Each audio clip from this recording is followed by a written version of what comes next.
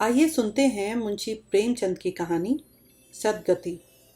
प्रस्तुति कथा कहानी काव्य और मैं आपकी दोस्त मनीषा। दुखी चमार द्वार पर झाड़ू लगा रहा था और उसकी पत्नी झुरिया घर को गोबर से लीप रही थी। दोनों अपने अपने काम से फुर्सत पा चुके तो चमारिन ने कहा, तो जाके पंडित बाबा से कह आओ ना, कहीं ऐसे ना हो कहीं चले जाएं। दुखी ने कहा, हाँ जाता हूं, लेकिन यह तो सोच बैठेंगे किस चीज पर। झुरिया, कहीं से खटिया ना मिल जाएगी, ठुकराने से मांग लाना। दुखी ने कहा, तू तो कभी कभी ऐसी बात कह देती है कि देह जल जाती है। ठुकराने वाले मुझे खटिया देंगे? आग तक तो घर से निकलती नहीं, खटिया देंगे। आंगन में जाकर एक लोटा पानी मांगूं तो न मिले, भला खटिया कौन देगा? हमारे उपले सेंठे भूसा लकड़ी थोड़ी हैं कि जो चाहे उठा ले जाएं। ले अपनी खटोली धोकर रख दे, गर्मी के तो दिन हैं, उनके आते आते सूख जाएगी। झुरिया ने कहा, वह हमारी खटोली पर बैठेंगे नहीं, देखते नहीं कितनी नेम धर्म से रहते हैं। दुखी ने जरा चिंतित होकर कहा, हाँ यह बात तो है, महुए के पत्ते तोड़कर एक पत्तल बना लूं तो ठीक हो जाए। पत्तल में बड़े बड़े आदमी खाते हैं, वह पवित्र हैं, ला तो डंडा पत्ते तोड़ लूं। झुरिया ने कहा, पत्तल में बना लूंगी, तुम जाओ, लेकिन हाँ उन्हें सीधा भी तो देना होगा। अपनी थाली में रख दूं? दुखी ने कहा, कहीं ऐसा गजब ना करना, नहीं तो सीधा भी जाए और थाली भी फूटे। बाबा थाली उठाकर पटक देंगे, उनको बड़ी जल्दी क्रोध चढ़ जाता है। क्रोध में पंडिताइन तक को नहीं छोड़ते। लड़के को ऐसा पीटा कि आज तक टूटा हाथ लिए फिरता है। पत्तल में सीधा भी देना। हाँ मुदा तू छूना मत। झुरी गोंड की लड़की को लेकर साहू की दुकान से सब चीजें ले आना, सीधा भरपूर हो। सेर भर आटा, आध सेर चावल, पाव भर दाल, आध पाव घी, नून तेल हल्दी और पत्तल में किनारे 4 आने पैसे रख देना। गोंड की लड़की ना मिले तो भुर्जिन के हाथ पैर जोड़कर ले जाना। तू कुछ मत छूना, नहीं तो गजब हो जाएगा। इन बातों की ताकीद करके दुखी ने लकड़ी उठाई और घास का एक बड़ा सा गट्ठा लेकर पंडित जी से अर्ज करने चला। खाली हाथ बाबा जी की सेवा में कैसे जाता? नजराने के लिए उसके पास घास के सिवा और क्या था? उसे खाली हाथ देखकर तो बाबा दूर ही से दुत्कारते। पंडित घासीराम ईश्वर के परम भक्त थे। नींद खुलते ही ईशोपासना में लग जाते। मुंह हाथ धोते 8 बजते, तब असली पूजा शुरू होती, जिसका पहला भाग भंग की तैयारी थी। उसके बाद आध घंटे तक चंदन रगड़ते, फिर आईने के सामने एक तिनके से माथे पर तिलक लगाते। चंदन की 2 रेखाओं के बीच में लाल रोली की बिंदी होती थी। फिर छाती पर बाहों पर चंदन लगाते, फूल चढ़ाते, आरती करते, घंटी बजाते। 10 बजते बजते वह पूजन से उठते और भंग छान कर बाहर आते। तब तक 2-4 जजमान द्वार पर आ जाते। ईशोपासना का तत्काल फल मिल जाता, वही उनकी खेती थी। आज पूजन गृह से निकले तो देखा दुखी चमार घास का गट्ठा लिए बैठा है। दुखी उन्हें देखते ही उठ खड़ा हुआ और साष्टांग दंडवत करके हाथ बांधकर खड़ा हो गया। यह तेजस्वी मूर्ति देखकर उसका हृदय श्रद्धा से परिपूर्ण हो गया। कितनी दिव्य मूर्ति थी। छोटा सा गोल मटोल आदमी, चिकना सिर, फूले गाल, ब्रह्म तेज से प्रदीप्त आंखें, रोरी और चंदन देवताओं की प्रतिभा प्रदान कर रही थी। दुखी को देखकर श्रीमुख से बोले, आज कैसे चला रे दुखिया? दुखी ने सिर झुकाकर कहा, बिटिया की सगाई कर रहा हूं महाराज, कुछ साइज सगुन विचारना है, कब मर्जी होगी? घासी ने कहा। आज मुझे छुट्टी नहीं है। हाँ, सांझ तक आ जाऊंगा। दुखी ने कहा, नहीं महाराज, जल्दी मर्जी हो जाए। सब सामान ठीक कराया हूं, यह घास कहाँ रख दूं? घासी ने कहा, इसे गाय के सामने डाल दे और जरा झाड़ू लेकर द्वार तो साफ कर दे। यह बैठक भी कई दिनों से लीपी नहीं गई, गोबर से लीप दे। तब तक मैं भोजन कर लूं, फिर जरा आराम करके चलूंगा। हाँ, यह लकड़ी भी चीर देना। खलिहान में 4 खांची भूसा पड़ा है, उसे भी उठा लाना और भुसौली में रख देना। दुखी फौरन हुक्म की तामील करने लगा। द्वार पर झाड़ू लगाई, बैठक को गोबर से लीपा। तब 12 बज गए। पंडित जी भोजन करने चले गए। दुखी ने सुबह से कुछ नहीं खाया था। उसे भी जोर की भूख लगी थी, पर वहां खाने को क्या धरा था? घर यहां से मील भर था। वहां खाने जाए तो पंडित जी बिगड़ जाएं। बेचारे ने भूख दबाई और लकड़ी फाड़ने लगा। लकड़ी की मोटी सी गांठ थी जिस पर पहले कितने भक्तों ने अपना जोर आजमा लिया था। वह उसी दमखम के साथ लोहे से लोहा लेने के लिए तैयार था। दुखी घास छील कर बाजार ले जाता था। लकड़ी चीरने का उसे अभ्यास न था। घास उसके खुरपे के सामने सिर झुका देती थी। यहां कस कस कर कुल्हाड़ी का भरपूर हाथ लगाता, पर गांठ पर निशान तक न पड़ता था। कुल्हाड़ी उचट जाती। पसीने में तर था, हांफता था, थक कर बैठ जाता, फिर उठ जाता था। हाथ उठाए न उठते थे, पांव कांप रहे थे, कमर सीधी न होती थी, आंखों तले अंधेरा हो रहा था, सिर में चक्कर आ रहे थे, तितलियां उड़ रही थी। फिर भी अपना काम किए जाता था। अगर एक चिलम तंबाकू पीने को मिल जाती तो शायद कुछ ताकत आती। उसने सोचा, यहां चिलम और तंबाकू कहाँ मिलेगी? ब्राह्मणों का पूरा पड़ोस है। ब्राह्मण लोग हम नीच जातों की तरह तंबाकू थोड़े ही पीते हैं। सहसा उसे याद आया कि गांव में एक गोंड भी रहता है, उसके यहाँ जरूर चिलम तंबाकू होगा। तुरंत उसके घर दौड़ा। खैर, मेहनत सफल हुई। उसने तंबाकू भी दी और चिलम भी, पर आग वहां न थी। दुखी ने कहा, आग की चिंता ना करो भाई, मैं जाता हूं, पंडित जी के घर से आग मांग लूंगा। वहां तो अभी रसोई बन रही थी। यह कहता हुआ वह दोनों चीजें लेकर चला आया और पंडित जी के घर में बरौठे के द्वार पर खड़ा होकर बोला, मालिक, थोड़ी सी आग मिल जाए तो चिलम पी लें। पंडित जी भोजन कर रहे थे। पंडिताइन ने पूछा, यह कौन आदमी आग मांग रहा है? पंडित जी ने कहा, अरे वही ससुरा दुखिया चमार है। कहा है थोड़ी सी लकड़ी चीर दे। आग तो है, दे दो। पंडिताइन ने भवें चढ़ाकर कहा, तुम्हें तो जैसे पोथी पत्रे के फेर में धर्म करम किसी बात की सुधी ही नहीं रही।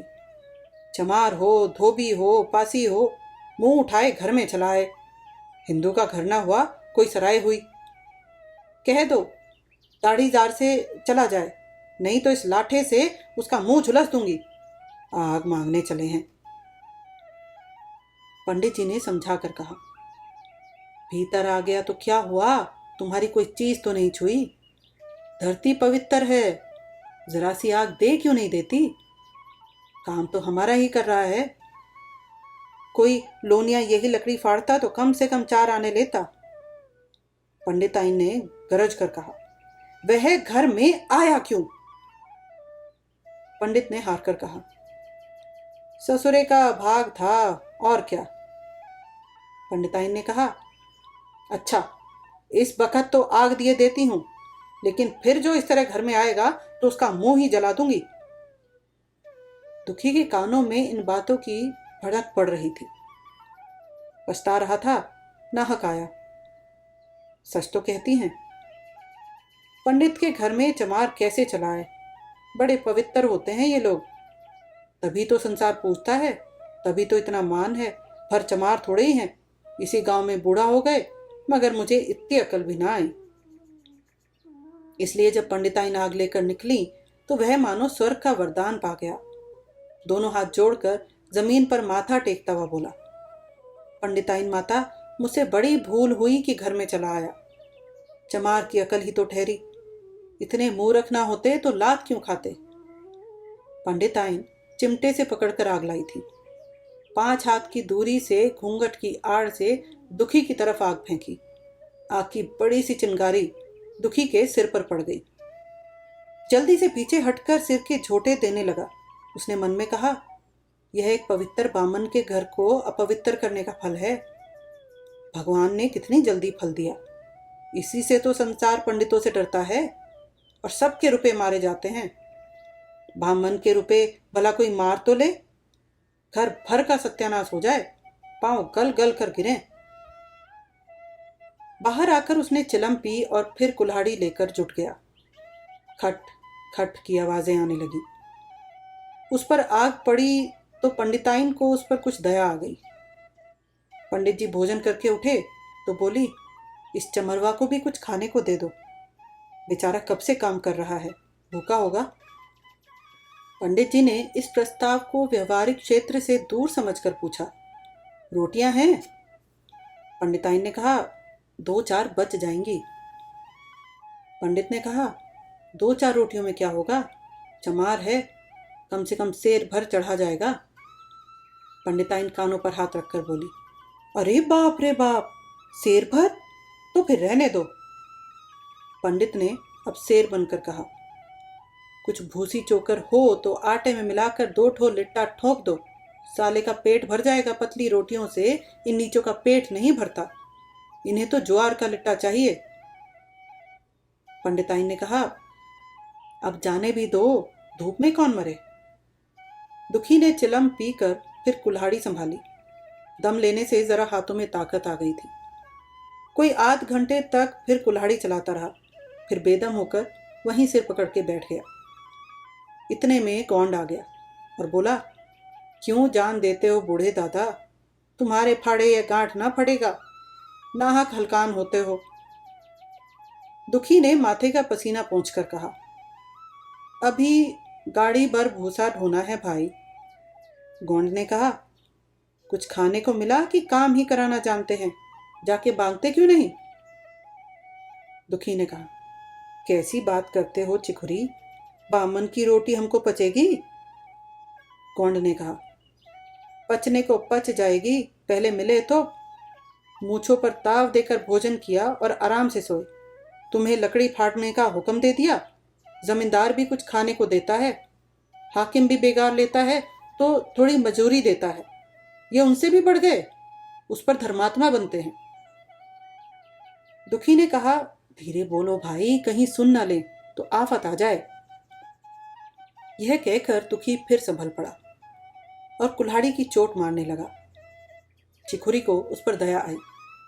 आकर कुल्हाड़ी उसके हाथ से छीन ली और आध घंटे में खूब कस कस कर कुल्हाड़ी चलाई। गांठ में दरार भी न पड़ी। तब उसने कुल्हाड़ी फेंक दी और यह कहकर चला गया, तुम्हारे फाड़े ना फटेगी, जान भले निकल जाए। दुखी सोचने लगा, बाबा ने यह गांठ कहाँ रख छोड़ी थी कि फाड़े नहीं फटती। कहीं दरार तक तो नहीं पड़ती। मैं कब तक इसे चीरता रहूंगा। अभी घर पर 100 काम पड़े हैं। कार परोजन का घर है, एक न एक चीज घटी ही रहती हैं, पर इन्हें क्या चिंता। चलूं, जब तक भूसा ही उठा लाऊं। कह दूंगा, बाबा आज तो लकड़ी नहीं फटी, कल आकर फाड़ दूंगा। उसने झोवा उठाया और भूसा ढोने लगा। खलिहान यहां से 2 फरलांग से कम न था। अगर झोवा खूब भर भर कर लाता तो काम जल्द खत्म हो जाता। फिर झोवे को उठाता कौन। अकेले भरा हुआ झोवा उससे ना उठ सकता था, इसलिए थोड़ा थोड़ा लाता था। 4 बजे कहीं भूसा खत्म हुआ। पंडित जी की नींद खुली, मुंह हाथ धोया, पान खाया और बाहर निकले तो देखा दुखी झोवा सर पर रखे सो रहा है। पंडित जी ने जोर से बोला, अरे दुखिया, तू सो रहा है? लकड़ी तो अभी ज्यों की त्यों पड़ी हुई है। इतनी देर तू करता क्या रहा? मुट्ठी भर भूसा ढोने में सांझ कर दी, उस पर सो रहा है। उठा ले कुल्हाड़ी और लकड़ी फाड़ डाल। तुझसे जरा सी लकड़ी नहीं फटती। फिर साइत भी वैसी ही निकलेगी, मुझे दोष मत देना। इसी से कही है, नीच के घर में खाने को हुआ तो उसकी आंख बदली। दुखी ने फिर कुल्हाड़ी उठाई और जो बातें पहले से सोच रखी थी वह सब भूल गया। पेट पीठ में धंसा जाता था। आज सवेरे से जलपान तक न किया था। अवकाश ही न मिला। उठना ही पहाड़ मालूम होता था। जी डूबा जाता था पर दिल को समझाकर उठा। पंडित है, कहीं साइत ठीक न बिचारें तो फिर सत्यानाश ही हो जाए। जब ही तो संसार में इतना मान है। कहीं साइत का ही तो सब खेल है, जिसे चाहे बिगाड़ दें। पंडित जी गांठ के पास आकर खड़े हो गए और बढ़ावा देने लगे। हाँ, मार कसके और मार, कसके मार। अबे जोर से मार, तेरे हाथ में तो जैसे दम ही नहीं है। लगा कसके। खड़ा सोचने क्या लगता है। हाँ बस फटा ही जाती है, दे उसी दरार में दे। दुखी अपने होश में न था। न जाने कौन सी गुप्त शक्ति उसके हाथों को चला रही थी। वह थकान, भूख, कमजोरी सब मानो भाग गई। उसे अपने बाहुबल पर स्वयं विश्वास नहीं हो रहा था। एक एक चोट वज्र की तरह पड़ती थी। आध घंटे तक वो इसी उन्माद की दशा में हाथ चलाता रहा, यहां तक कि लकड़ी बीच से फट गई और दुखी के हाथ से कुल्हाड़ी छूट कर गिर पड़ी। इसके साथ वह भी चक्कर खाकर गिर पड़ा। भूखा प्यासा थका हुआ शरीर जवाब दे गया। पंडित जी ने पुकारा, उठ के दो चार हाथ और लगा दे, पतली पतली चैलियां हो जाए। दुखी ना उठा। पंडित जी ने अब उसे दिख करना उचित ना समझा। भीतर जाकर बूटी छानी, शौच गए, स्नान किया और पंडिताइन बाना पहनकर बाहर निकले। दुखी अभी तक वहीं पड़ा हुआ था। पंडित ने जोर से पुकारा, अरे क्या पड़े ही रहोगे दुखी, चलो, तुम्हारे ही घर चल रहा हूं। सब सामान ठीक ठाक है ना। दुखी फिर भी ना उठा। अब पंडित जी को कुछ शंका हुई। पास जाकर देखा तो दुखी अकड़ा पड़ा हुआ था। बदहवास होकर भागे और पंडिताइन से बोले, दुखिया तो जैसे मर गया। पंडिताइन हकबका बोली, वह तो अभी लकड़ी चीर रहा था ना। पंडित ने कहा, हाँ, लकड़ी चीरते चीरते मर गया, अब क्या होगा। पंडिताइन ने शांत होकर कहा, होगा क्या, चमारों में कहला भेजो, मुर्दा उठा ले जाएं। एक क्षण में गांव भर में खबर हो गई। पूरे में ब्राह्मणों की बस्ती थी। केवल एक घर गौंड का था। लोगों ने इधर का रास्ता छोड़ दिया। कुएं का रास्ता उधर ही से था, पानी कैसे भरा जाए। चमार की लाश के पास से होकर पानी भरने कौन जाए। एक बुढ़िया ने पंडित जी से कहा, अब मुर्दा फिकवाते क्यों नहीं, कोई गांव में पानी पिएगा या नहीं। इधर गौंड ने चमरौने में जाकर सबसे कह दिया, खबरदार, मुर्दा उठाने मत जाना। अभी पुलिस की तहकीकात होगी, दिल लगी है कि एक गरीब की जान ले ली। पंडित जी होंगे तो अपने घर के होंगे, लाश उठाओगे तो तुम भी पकड़े जाओगे।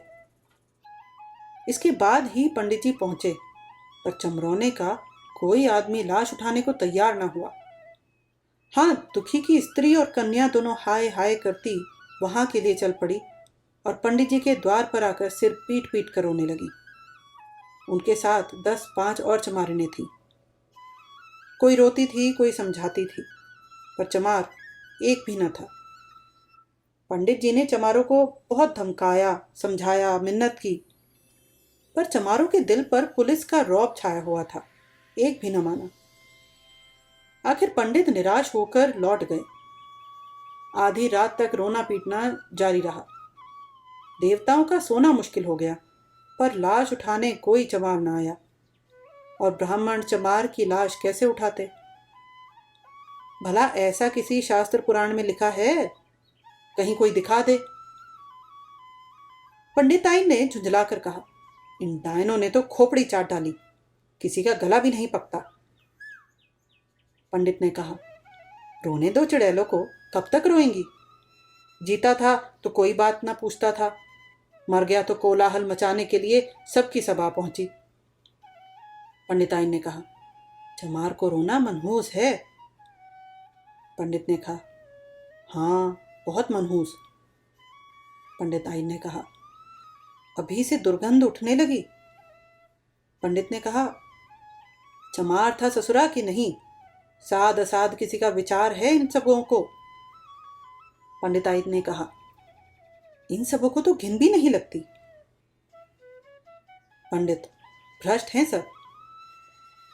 रात तो किसी तरह कटी, मगर सवेरे भी कोई चमार न आया। चमारी ने भी रो पीट कर चली गई। दुर्गंध कुछ कुछ फैलने लगी। पंडित जी ने एक रस्सी निकाली, उसका फंदा बनाकर मुर्दे के पैर में डाला और फंदे को खींच कर कस दिया। अभी कुछ कुछ धुंधलका था। पंडित जी ने रस्सी पकड़कर लाश को घसीटना शुरू किया और गांव के बाहर घसीट ले गए। वहां से आकर तुरंत स्नान किया, दुर्गा पाठ पढ़ा और घर में गंगा जल छिड़का। उधर दुखी की लाश को खेत में गीदड़, गिद्ध, कुत्ते और कौवे नोच रहे थे। यही जीवन पर्यंत की भक्ति, सेवा और निष्ठा का पुरस्कार था।